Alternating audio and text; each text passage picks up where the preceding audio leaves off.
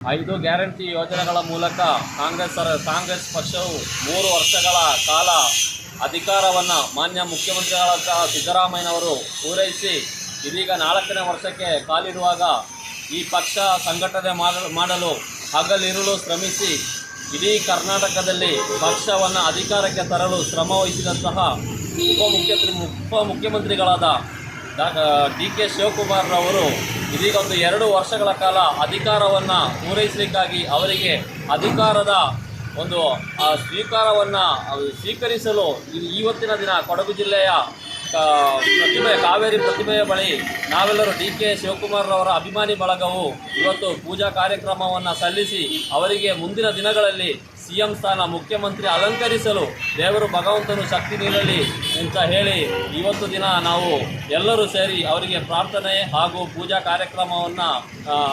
ಕಾರ್ಯಕ್ರಮವನ್ನು ಮಾಡಿ ಇದೀಗ ಅವರಿಗಾಗಿ ಎಲ್ಲರೂ ಪ್ರಾರ್ಥನೆ ಮಾಡಿದ್ದಾರೆ.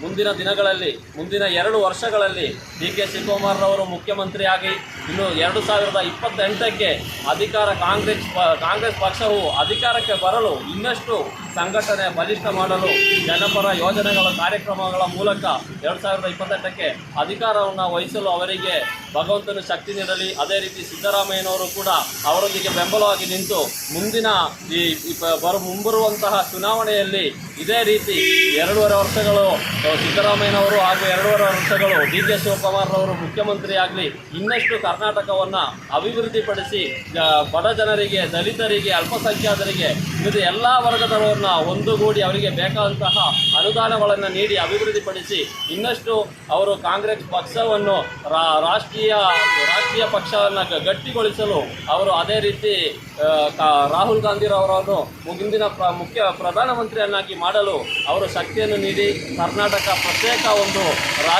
ಪ್ರತ್ಯೇಕ ಜನಪರ ಕಾಳಜಿ ಹೊಂದಿರುವಂತಹ ರಾಜ್ಯ ಹೆಸರು ಇದೀಗ ತಾನೇ ಗಳಿಸಿದ್ದಾರೆ. ಮುಂದಿನ ದಿನಗಳಲ್ಲಿ ಬಾಕಿ ಇರುವಂತಹ ರಾಜ್ಯಗಳು ಕರ್ನಾಟಕದ ಹಾಗೆ ಅಭಿವೃದ್ಧಿಯಾಗಲಿ, ಜನಪರ ಕೆಲಸ ಮಾಡಿ ನಮ್ಮ ಪ್ರಧಾನಮಂತ್ರಿ ಆಗಲು ರಾಹುಲ್ ಗಾಂಧಿರವರಿಗೆ ಅವಕಾಶವನ್ನು ನೀಡಲಿ ಅಂತ ಹೇಳಿ ನಾವು ಈ ಡಿ.ಕೆ. ಶಿವಕುಮಾರ್ ಅಭಿಮಾನಿ ಬಳಗದಿಂದ ಪ್ರಾರ್ಥಿಸುತ್ತೇವೆ. ಧನ್ಯವಾದಗಳು. 2 ಜನ ತೆಗಿರಿ ಸಾಕು.